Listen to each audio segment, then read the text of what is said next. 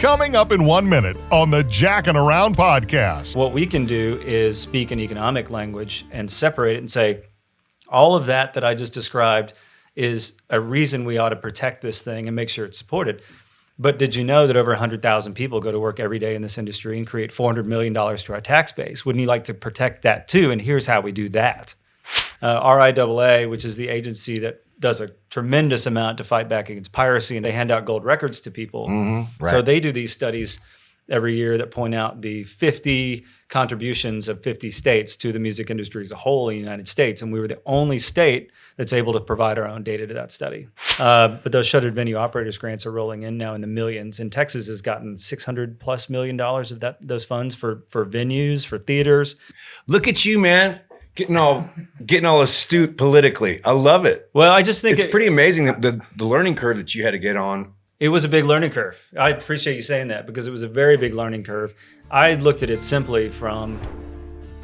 This is the Jackin Around podcast, hosted by two-time Academy of Country Music Award winner Jack Ingram. And now, here's Jack. The Jackin Around podcast is brought to you by Lone Star Dry Goods, a collection of handcrafted quality goods with a truly unique Americana vibe. Visit the world headquarters in the heart of downtown Abilene, Texas, and Willow Park, Texas, in Fort Worth. Visit LoneStarDryGoods.com for more information. Welcome to the Jackin Around podcast, available on your favorite audio platforms and in video on YouTube. For links and info, visit JackinAroundPodcast.com. Who are you calling? I see Paul. Brad, I'll call you later. Butt dialed you. Hi, Brad. How you doing?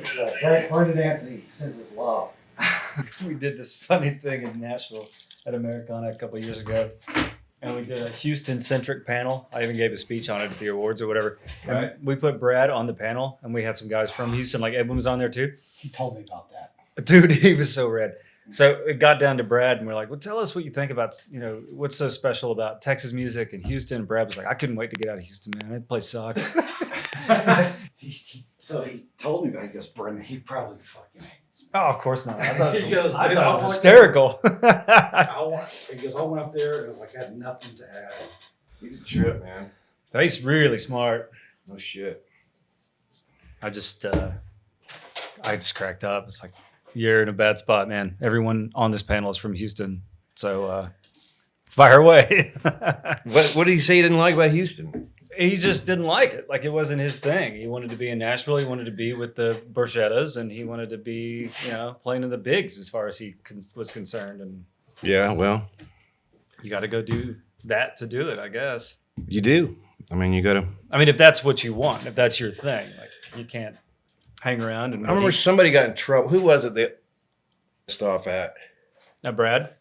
No, somebody else who went and had a number one record and was like, I really love the fact that I got to play in the minor leagues for a long time, and now I'm. Oh yeah, yeah. And what I think he meant is I know exactly what he fucking is a meant. meaning I took. Like, I understood that. If you want to go play the radio, if you want to go play every county fair, and you want to go be on those stages, you got to go. I understood what he meant. Especially since I had done the same thing, and the only thing I didn't ever say was that. Yeah, I mean, but I knew I knew exactly what I was like. Yeah, man. I think that what they would say in Nashville is like, you played a really strong regional market for a long time. You're ready to play with this, and you can push back and say, look, I feel like I'm every bit as professional as anybody up there, but I need your help and I need all this infrastructure. I don't know if I'd call it the minor leagues, but I mean, you're not playing with every tall radio person in the world, and only a few people have really made it a national audience and kept it from without going to play ball in Nashville. Yeah, I don't know if you can.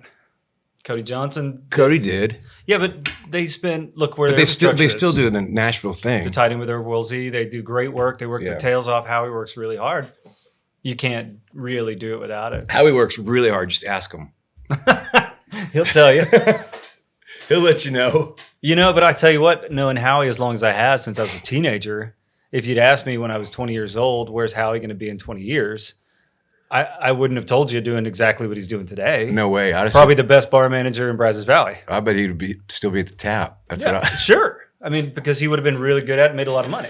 I remember him hanging out behind the bar when we played those gigs. Yeah. Little pretty boy. Howie. And John Whittington. how's he doing? He seems good. He's got his whole business figured out, as far as I can tell. He's still at the Tap, right? He's at the Tap. Is he an owner? Oh yeah, he bought it from Seaback it must have been 20 years ago. Because Seaback, remember, owned all those bars, and then they had that big lawsuit thing, and he kind of got out. What about the dude who Jack McGregor. Yeah, Harry's. What's he up to? As far as I know, he's still there. He's still rocking and rolling. Still Is there, he? man. Yeah. As far as I know, I talked to him about a year ago. That was the last time he was worried I hadn't about played there in a long time. at Harry's. At Harry's or on College Station in general. Have you not? I haven't. I don't know. Where would why. you play if you went back? I guess that's why I hadn't been playing there. Wolfpen or something at an event? Maybe an event. Yeah. I played downtown in Bryan. Stafford. God, I remember those days at Stafford. Well, I got a good story about that because that really opened a bunch of doors for me just jumping on with you that one night, like in 95 or something. I mean, Stafford was huge for me.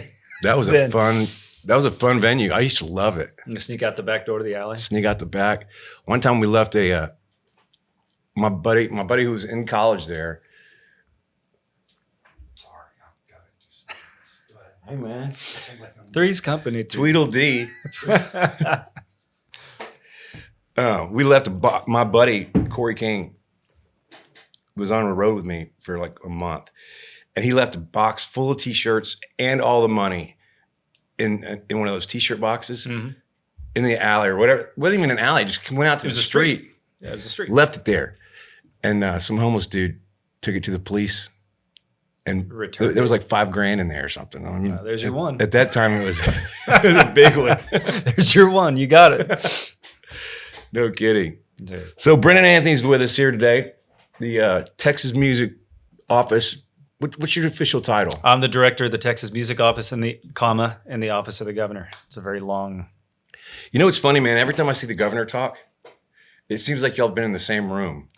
Is that right? Like he's either starting to talk like you or you're starting to talk like him. I guess maybe you tailor up your remarks based on your audience.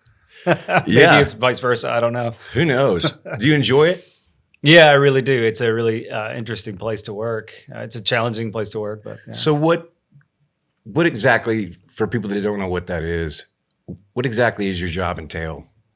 Well, you know what's great, I think, is that it entails a lot more today than it did 5 or 6 years ago. So we've really grown it. It's a 30-year-old office, though. And It is? Yeah, so that office is ostensibly there per its legislative mandate Right. to inform people about the music industry. Pretty broad mandate. But what we've done with that is we've built on top of that Texas music industry database, which is a way for people to connect. It used to be published in a book that people would get. It was like a white pages for the Texas music industry. I remember that. Yeah. So Yeah, I guess I got that when I first started playing. yeah, so that was a thing. You could pull that out and just highlight, like, well, I need to talk to this booking agent here, this radio person there, and they kept it up to date annually. So that was a really big service they did for a long time. You know, with the advent of search engines and everything, our whole world going digital, that TMID went digital as well. So we kept that resource together. We just made it more efficient. We've built that so it's a lot easier to search. Did that used to just be the job?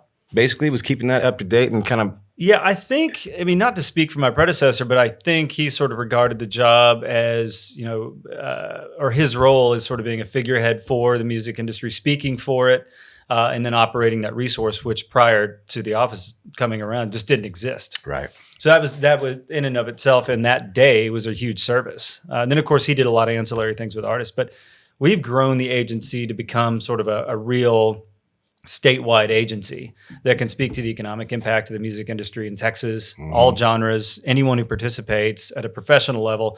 And then we've taken it further. So we've made elected leaders aware of that impact so they know it's worth advocating for Right. statewide and federally. Right. And then we've gone out and advocated for it federally. So we've established these really tight relationships with trade organizations that work nationally. Such as. RIAA, NSAI, the Grammy chapter, the Recording Academy, NARAS, and many, many others, Sound Exchange, all the PROs.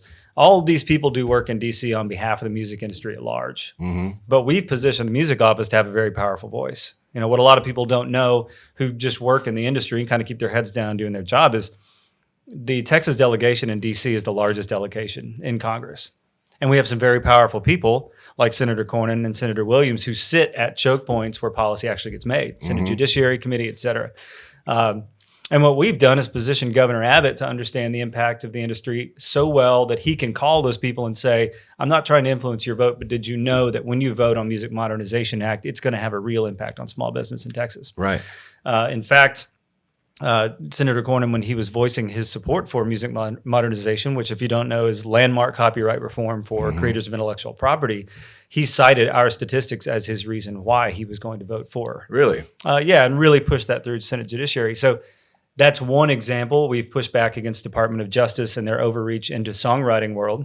Right. There was going to be a 100% licensing law passed by DOJ, which would really have changed the way you write with people from other PROs. What would that mean? What do you mean? So if you've got a higher rate as a songwriter and your friend from ASCAP wrote, a third of your song and he's got a lower rate, the DSPs or digital service providers like Spotify or Apple or Amazon could have gone to him or her and said, we'd like to use this whole song, but we'd like to use your rate because it costs us less money. So at that point, you would have been taken by the DSPs and you would have gotten a lower rate for your song. Because they negotiated a better deal with one of the writers? Correct, who's got a lower rate per them. So that doesn't work, right? So that means that every time you would have gone into a writing room with someone from a PRO, you would have had in the back of your mind, well, I might need a note from my lawyer saying, we're going to use my rate or we don't write. Right. That's not how we write songs. Right, it's not a good place to start. Right, so Governor Abbott at our request wrote a letter. Especially when we write them in the middle of the night. Exactly right. It's the last thing on our mind, right? We don't want to think about that stuff. So we had Governor Abbott write a letter to Loretta Lynch, who was acting attorney general at the time, saying that we think this is unjust. This is bad for creators of intellectual property in our state. And it was acting attorney general was named Loretta Lynch at that time. Loretta Lynch. Mm-hmm. I thought you said Loretta Lynn. I was like, what? We might have had an easier time with her. No, they were working really hard to make sure that DSPs got a fair shake federally. And while we want that to be the case, we also don't want that to be the case at the expense of people who create things in our state. Yeah, where does that go with where does all that stand as far as like Spotify when they play? Like, is it still like they have to play my song like 1,000 times before I make a penny? More than that, yeah, more than that. But the thing is that most of us have to realize is that once you reach a certain level of involvement with major labels, they tend to negotiate better deals with DSPs like Spotify. Well, the major labels aren't worried about the publishing necessarily. They aren't as worried about that because typically they don't control that. They're worried about the master. They're worried about the master. And that's a pretty good rate. That is a good rate if they negotiate it. So Spotify would look at an artist like Adele, for example, or Katy Perry, because I know these people are often used as an example of, well, Spotify does pay out. Well, of course it pays out to people like that. Those are flagship artists they need on their platform to be considered a viable platform. Right. Okay. They don't necessarily need me, right? I've written, let's use that song we wrote together in the middle of the night. Right. Times Like These as an example. They don't need me to be a successful platform. So you have no leverage. I have absolutely zero leverage. And it doesn't. That's interesting, man. I wonder how they are able to pick and choose. I guess it's just a negotiating, just like any business. But still, you'd think it would be more of like. And some entities have leverage and some don't. Mm-hmm. It's like that in any industry you work in. But in the songwriting world, in the artist world, the people with the most leverage are the people who are represented by major labels who control a lion's share of the eyeballs or ears on a listening platform like Spotify. Yeah, but as an artist on that label, Big Machine negotiated a great deal because they had the leverage when they had Taylor Swift, but they own all the masters. That's right. And so that's why Taylor recut hers. Really didn't help me any. Yeah, because it's per artist. I think Spotify's less interested in artists that aren't bringing the massive number of ears that others are. Right. And again, like I don't feel like any work we've done should be an attempt to diminish Spotify's market share. That's not my concern. I think now, because they're the preeminent listening platform, they should be kept strong. It's in our industry's best interest to keep a platform like that strong. Yeah. But we should work as hard as possible as tech moves ultimately faster every day than legislation does. we should work to keep legislation at pace at best with what they're at the advent of new tech that they're Which is rolling out. hard. It's extremely hard. It's always been the case. Tech moves faster than legislation. Legislation attempts, doesn't always succeed, but sometimes it does, to make things fair for people who create. And we should always keep the gas pedal down when we're trying to affect legislation that does that, keeps things a little bit more That's fair. a tough job. Because It is, yeah. Anytime you're dealing with artists and creative types, they're always willing to let the business side of it take a back seat. Not always, but You'd like the business to work, or you'd like to think it's working on your behalf, and it doesn't Right. always. Right. And I really commend people like Lee Thomas Miller who go up to Congress and say, look, I should be writing songs right now. That should pay my bills and put my kids through college. The reason it doesn't is these reasons. This legislation we're here to support today should make that more easily attainable. yeah. You know, what can you do to help us? Yeah. I heard one of those guys, I can't remember who, basically went to DC and was meeting with a senator. He goes, "What's your favorite song of mine?" or whatever it was, and it was, he said, "Well, I danced to your song at my daughter's wedding." Yeah. And he's like, "Well, what if I couldn't make a living writing songs? You would never hear that song. And you wouldn't have danced with your daughter." Mm-hmm. And that to me is the best I've ever heard it put, is like all the things that we take for granted, or that people that make the laws take for granted about music and how strong it is in our culture. You got to put it in their lap somehow to go like, this is why it's important. You've got to change the conversation for them into a conversation they'll understand. You can't expect that you speaking your language is going to be a language that they understand. Right. And so that's why these trade organizations are so valuable, because they kick the door open and they provide the language in these laws that get written or don't. But when an artist comes and talks about why it actually affects them personally, it's powerful. Yeah. But you have to have both sides of that argument. Yeah. What we did at the music office, just by way of an example, is we separated the argument about the music industry in Texas into two arguments. We are very, very pro-cultural impact of the music industry in Texas. Mm-hmm. Very, very pro. Right. George Strait, Selena, like all of the people that do a great job of speaking for the industry do it by creating and touring and being ambassadors for Texas. Right. We're known the world over for that. I think we do a really good job by just letting y'all do that. Right. And waving at it in a very respectful way. What we can do is speak an economic language and separate it and say, all of that I just described is a reason we ought to protect this thing and make sure it's supported. But did you know that over 100,000 people go to work every day in this industry and create $400 million to our tax base? Wouldn't you like to protect that too? And here's how we do that. Right. So that's the Are nonsense. those real numbers? Real numbers. Yeah, 100%. You know, $3.8 billion in earnings by these people, $400 million to the tax base per our last economics impact study that was released in 19 pre-COVID. And we've done those every biennia to kick off every legislative session so that we can go to... What is that? What does that compare to other small businesses or the economic impact? I mean, we're a unique creative industry, so we're not going to stack up against the plumbers trade organization. But who do we stack up against as far as we're kind of in our own niche, I'll be honest, because we have the cultural side to it. Right. I don't know exactly where we'd line up. You know, we're not going to be as big as the Texas Restaurant Association's impact, but it shouldn't matter that we're as big or as small as we are. It's that we're an important vertical that does that. Right. If that was pulled out of the economy, our economy and our general revenue would look different. Right. And so that's an argument they do understand. They're very, very keen on keeping every single penny into general revenue as humanly possible. You can see that every legislative session. They don't really give tax breaks that much, and they don't carve things out of that revenue. So every penny is important because it moves our state forward, and this is a driving part of our economy.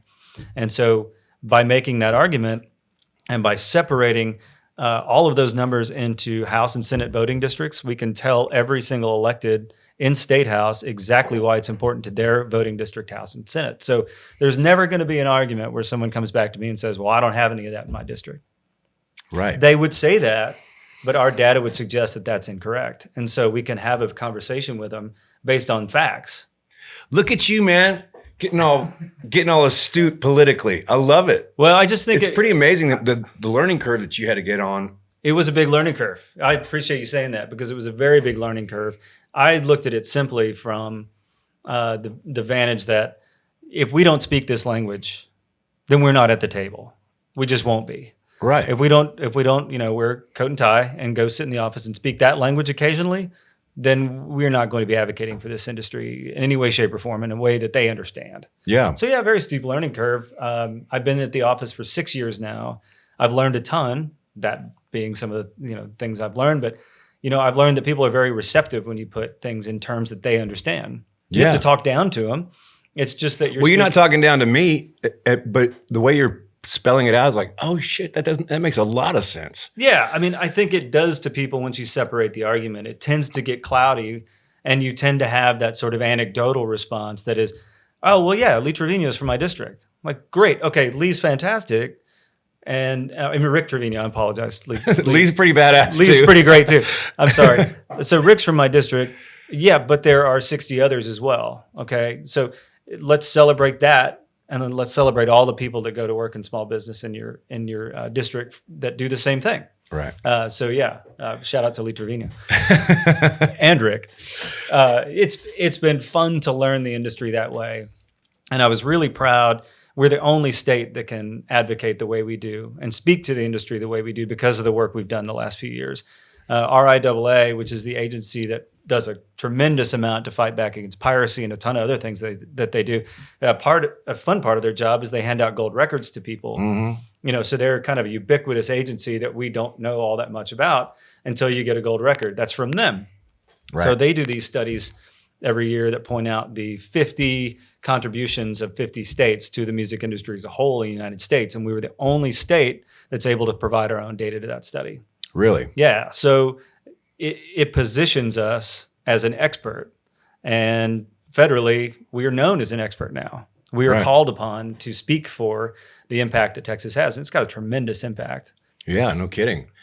Well, the cultural part has always been there. It's always been there. It's always been there, and everyone knows anecdotally. If you go sit in the offices in Nashville, like we were talking about before the interview kicked off, that Texas and the region that we tour. And that's Oklahoma and add on the other states that you start out, in our business here based out of Texas touring, they know that as a huge live music, interactive scene. Mm-hmm. It's somehow looked at as apart from what they do sometimes. Maybe it shouldn't be always, but it's always been regarded as a very powerful touring economy that's produced some huge stars for a lot of different genres. Absolutely. Wow. Yeah. So it's fun to go talk about that, but it's fun to also build bridges so that they understand too, that, we do a lot of work there as well. And we kind of need that infrastructure too, to do some breakouts from this scene as well.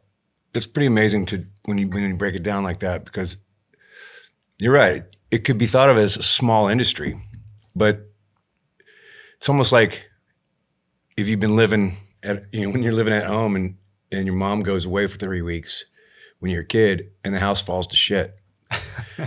It's like you don't really realize what kind of impact just little things like, putting things back where they're from. It's like you don't realize what it is until it's not happening.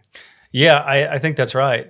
And if it's not pointed out a lot, and if it's not advocated for vigorously, people tend to forget, and I don't blame them for that. There's a lot of big issues. But this one needs to be put right up there with every other one every chance we get. So what's been going on in your office during COVID? So yeah, COVID represented for everybody just a huge pivot point. I know people are sick of hearing that word, that term maybe, but what, pivot point? Yeah, because that seems like jargon, but we were doing all of the work I just described and much more right up until things weren't happening in the industry, and we started seeing South by stop, which was for the world. A big wake up moment that, oh, wow, in 2020, things are going to look a lot different. Yeah. And so we stopped in our tracks and sort of assessed what we were going to message out to people. First of all, we changed our website, putting COVID resources right up front as we started to see them. Federal programs, state programs that might start popping up. We left space for those. But then I called Brian Daniel, who runs the Texas Workforce Commission, who I worked with at Economic Development and Tourism here in the governor's office. And I said, we really need to carve out, as these Fed dollars for unemployment start to filter into the state in the billions, we need to make sure that some of those dollars are carved out for mixed earners and 1099 employees. because that is the majority of our people in the music industry who aren't you know, who don't own the company. Right. A lot of these folks are going to be furloughed because there's not sustainability for them in the businesses where they work today. We need to make sure that these people are accounted for in this thing. With federal money. Fed money. State money was going to go out at $300+ like it did for unemployment every day, like it would in normal times. But the Fed augmented that by several $100s on top of it. So they, folks could get $700-ish a week while they were unemployed. But initially, that was not carved out for mixed earner or 1099 employees. So how did you go about convincing that to happen?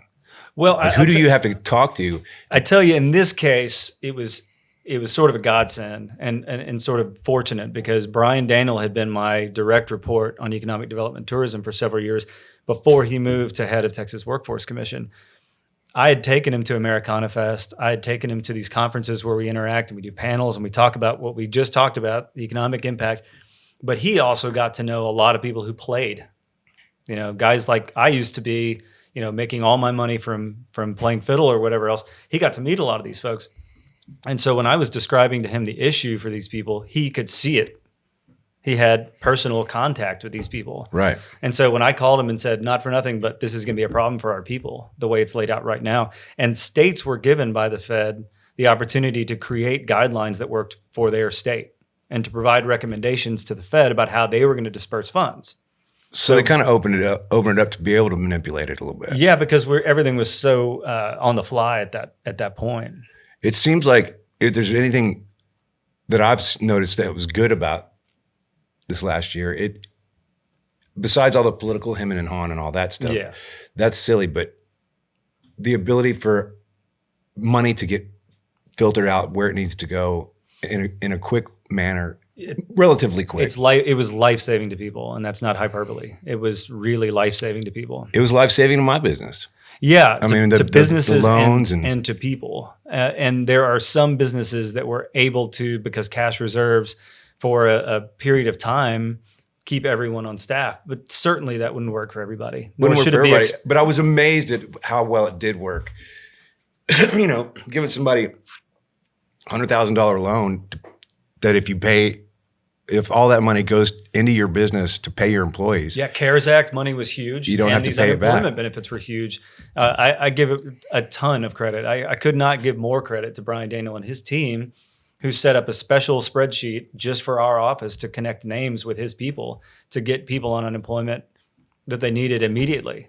Because their volume of calls at Texas Workforce Commission went up from 1,000 or so a week to 1 million a week. And that's almost unsustainable. Right. But they built it to make it work, and they included our people in that. And so very early on, we started that process. And then we started looking at the landscape of relief that was going to emanate from the feds, because that was going to be the most effective amount of dollars. Mm-hmm. We knew that the feds were going to be able to spend more than anybody else. And so there were advocacy groups like NEVA that were putting themselves together to advocate for real relief funds from the Fed. And so we worked behind the scenes with the Save Our Stages effort quite a bit. Right. I worked with Edwin Cabanis, who owns Kessler and Heights Theater, to organize a group to speak for hundreds of venues in the state for the Save Our Stages initiative that passed, that Senator Cornyn and Congressman Williams were effective in getting pushed through. What does Save Our Stages do exactly? That created a law called the Shuttered Venues Operators Grant that was passed December 27th of 2020 that empowered the SBA to create a program. I know we're running through a whole bunch of agencies here. The law was passed. Alphabet soup. Yeah, $16.5 billion for Shuttered Venue Operators Grant that was to be distributed, to applied for, and to be applied for and distributed by the SBA, the Small Business Administration. They created that program on the fly. It took them several months, some fits and starts, but those Shuttered Venue Operators Grants are rolling in now in the millions. And Texas has gotten $600+ million of those funds for venues, for theaters. It's essentially... How does that money get paid back? Or does it not? It doesn't need to be paid back. So that's the thing, is it's a stopgap to replace what didn't happen in 2020, essentially. So that's a landmark piece of legislation that really is business saving and life saving in ways. So I really have to give a lot of credit to the folks in Texas who worked really hard on that. We created a de facto trade organization of music venues that could speak for themselves. That's something we lack in Texas, is a dearth, that we have kind of a dearth of trade organizations that speak to a lot of different parts of our economy, but we don't have one for the music industry that much. Right. Apart from myself, there's a woman named Rebecca Reynolds in town that runs the Music Venue Alliance, and Edwin and his group of advisor venues essentially set up the Texas Music Venue Alliance that spoke to us. And I'll back up for a second. When COVID really became an issue in the state in March, the governor started ramping up a response to that was focused on how do I say this? It was focused on putting the needs of business, large and small, through the advisory group of healthcare professionals he had to create these executive orders that reopened the state. Mm-hmm. He called it the Governor's Strike Force to reopen Texas. There was a huge advisory group of professionals around the state that served on that in an advisory capacity. The day-to-day work on that committee was done by 5 or 6 folks with an executive director, and all of their recommendations were filtered through the healthcare professionals that had been empowered by the governor. I was asked to serve on that committee. So I was named head of arts, culture, and entertainment for the strike force for the state, which broadened my role and my scope in that I was working with everyone from the Dallas Cowboys and Houston Texans to all of the people who owned aquariums and zoos and axe throwing arenas. And Now, what were you doing? I was on the phone. What was on the ground look like?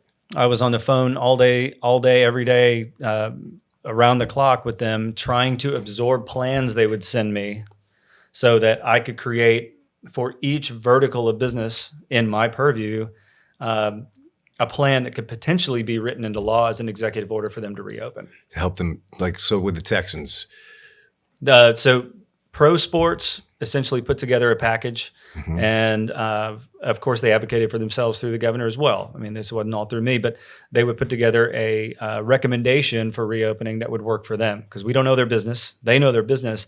We know that So y'all would take their plan, run it through the doctors that sat on these calls every day, twice a day. And we would throw these ideas at them. So they'd come back and say... Essentially the Texas version of, our Fauci's. Yeah, exactly. Yeah. A little, just for our state. Yeah, Dr. Hellerstedt from DSHS, Dr. Zerwas. I mean, these people worked incredibly hard. And they were the healthcare advisory group to the strike force. And we would take all these plans, hundreds of plans from all these different types of businesses, and submit them. And those would be turned into executive orders. So restaurants could open at X capacity, sporting groups could open at this capacity, aquariums, zoos, music venues, mass gatherings of all types. So we created all of those protocols that would allow them to reopen if they chose. Right. Yeah. So that was an important part of it. No one was compelling anyone to do anything other than follow the protocols we'd set out if they chose to reopen. If they chose to reopen at a limited capacity or whatever, does that then negate their ability to take federal money? No, it sure didn't. So these folks would, at the time they applied, have to demonstrate their loss. So all of them, none of them would be able to come back at 100% capacity. So they would essentially submit an accounting statement that would say, we lost this much money, we think we're due this much money back. So at this point, as COVID's still spiking and it's still an issue, I'm assuming that because of the work y'all did in 20, that's going to look a lot smoother if we do have to start shutting down and getting very limited capacities, venues and. Yeah, I mean, I'll definitely let the governor speak for himself on what his plans are for that strategy. That's something that's far beyond my pay grade. I just have to say that up front. The groundwork has been laid to respond if something like that would need to happen. Yeah, well, all the things that y'all set up are now in place. Yeah, and it was really interesting. I'll say this: it was a very trying time. It was a very taxing time for me personally, but for a lot of other people, they were going through a lot worse. It had never before been done, so there was nothing to draw on. There was no I couldn't read a book. Right. I couldn't say, well, the last time we shut everything down and reopened it, how'd they do it? Where's the roadmap? Well, that was the whole reason for that song we wrote. Yeah, exactly. It's like, how come all these people are telling us what we're supposed to do in times like these they didn't live through times like these. How would Nobody has. has. How would they know? Yeah. Exactly. I mean, and what do you choose? What do you choose day to day that makes your life look a certain way? So were you going into work every day all last year? Like you had somewhere to go, or were you working from home?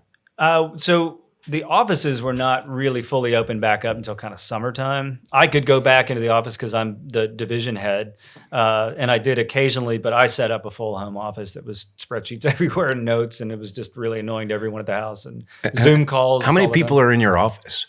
A total of 4, including myself. Wow. So we're really lean. But to that point, all the guys in the office do about 3 jobs. I was about to say, is there a way, like, do you have intention for that to grow? I've added 1 person already. I'd like to add more. I think the potential that we could, grow and expand would be greatly helped with more Now, people. how does that work in your world? Like when you say, man, we got 4 people, we got so much work to do. We're all doing 3 jobs. How do you go about adding a position in the government? Yeah, that's a great question, and it's a part of the learning curve we talked about earlier. You know, it's not a private corporation. It's not a company I'm the CEO of. I'm a division head amongst division heads within a very big office. Office of the Governor employs a lot of people, and it's got a limited budget. So I've got to go through a series of justifications to get my needs met. And everybody's doing the same thing. And everybody's doing the same thing. Yeah. Everyone thinks that with more people and more resources, they can do a better job. Sometimes they're right. Sometimes they aren't. When I added Chip Adams to run the Music Friendly Communities program that's going gangbusters now, my justification was this program's going to grow us into a state agency. That's my vision for this. I cannot do it without this FTE. So here's my justification, several pages long, multi-month hiring process, and then we got our guy. So you just have to go through the process. It really is. Man, has that been tough to learn how to go through the process? Well, here's how my brain works. Here's exactly now looking back.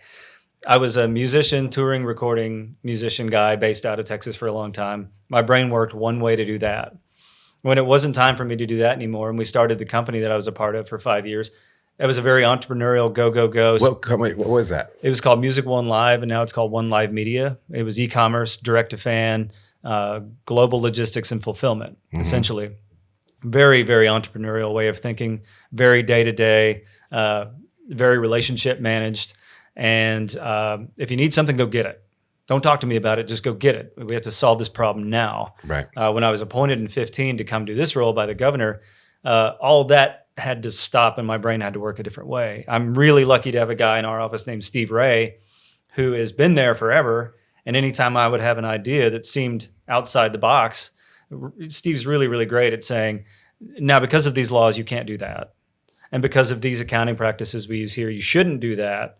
Here's how you should probably proceed. It's going to take longer than you think. And for months and maybe a couple of years, that was super frustrating to me.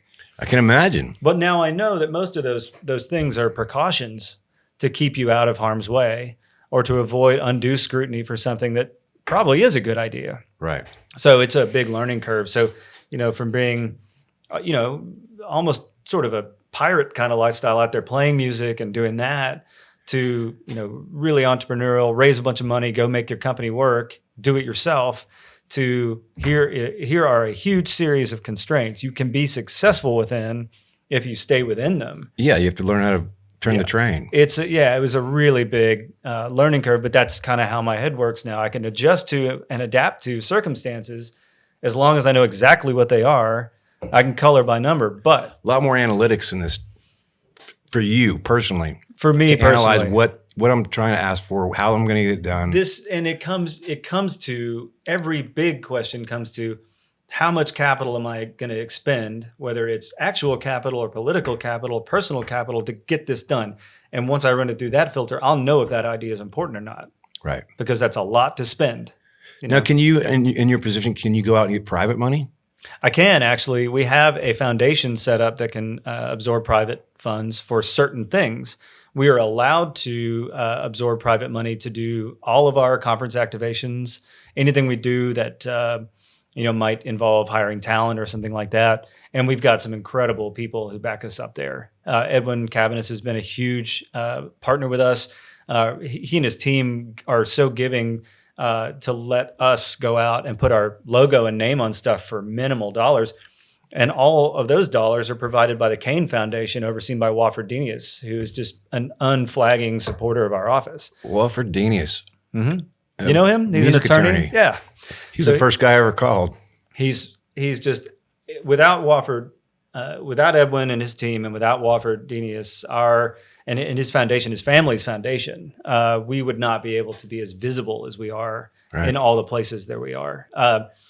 Didn't Keller do some stuff with you guys? Well, that's another huge bucket. So part of my job is economic development, which means I need to be thinking every day about what businesses we need in Texas to augment our infrastructure so we become an industry center and not just a live music economy. Mm-hmm. And so one of our big successes was the expansion of BMI to Texas a couple of years ago, which was a multi-year process to achieve. The private sector partner I had on all those deals was Gary Keller, through his proxy, Nick Shuley, who was with me on all the meetings with Jody Williams and all the higher-ups we went through with BMI to get done. Right. And Keller essentially made it possible for us on the private side to help them find real estate, to help them find promotional dollars, to really, seed their company fast in Austin and in Texas. None of that came from my office. That all came from the vision that Gary Keller had, that I helped him sort of craft. But without he wanted his to help, give, and you gave him a way to give it. Yeah, he wanted to figure out. To his credit, when we first had our meeting with myself, Nick, and Gary Keller, I said, part of my vision is creating an industry center. These companies are going to do it better than I'm going to do it. In fact, I'll largely be irrelevant once most of them get here and start doing their work. I can't get them here without private sector help. And they can have conversations with you that I can't have with them. And so he was the one that really heard that. And to his credit, he heard it, listened to it, and actually heard it, and then went to bat, and he made that happen. Pretty amazing. Yeah, I can't say enough about the private side folks we work with. Without their input, without their financial. And what do they get out of it? I think to Gary, his holistic view of building Austin into something better, bigger than it was, and more supported than it was, it fell right in line. Yeah. So I will never understand, because I will never have his resources, exactly what he personally gets out of it, because he gives so much. Mm-hmm. I think he can look around and see that he's made an impact in Austin, and I can't speak to exactly how that makes him feel, but I know he feels like he's doing more than throwing an event. I just meant is there economic, is there tax breaks or things like that? That Not to me, because I'm not a nonprofit. He gives so much to nonprofits in Austin. He's the driving force behind most of those things staying alive and viable. Yeah. And I think he gets great satisfaction out of that, but that's me talking. Right. Yeah. Well, I know that, he was also funding the All ATX. All ATX leadership. He's funding to a great extent most of our, more notable, successful nonprofits in Austin. We know who those are, Ham and Sims and Black Fret and others, AMF, Austin Music Foundation, without his giving. How often do you work with them? Quite a bit, actually. Do they come to you for assistance, or do you go to them with, how's that? I've got multi-layered stuff. It's always fun to get a proclamation from the governor when you do an event. We're happy to do those things. We can give funds from our office to some of those events through the Kane Foundation if we'd like, to help co-sponsor their things. I speak to groups when they bring leadership groups in. I participate in their events, that sort of thing. But importantly to me, and hopefully important to them long-term, when I go out to all our music-friendly communities, of which there are 26 now, I don't wave the Austin flag necessarily because I'm a Texan agency, but I do say, in Austin, they've got a very evolved nonprofit support system for their music industry there. And that's something you should consider. Here they are, Ham, Sims, Black Fret, AMF. I would take a serious look at creating something similar to that in your town. Go do your work. But I do point out Explain the process of music-friendly cities. Like what is it? How'd that get going? So here's the highlighted problem that I had when I pulled out my highlighter when I came in 15.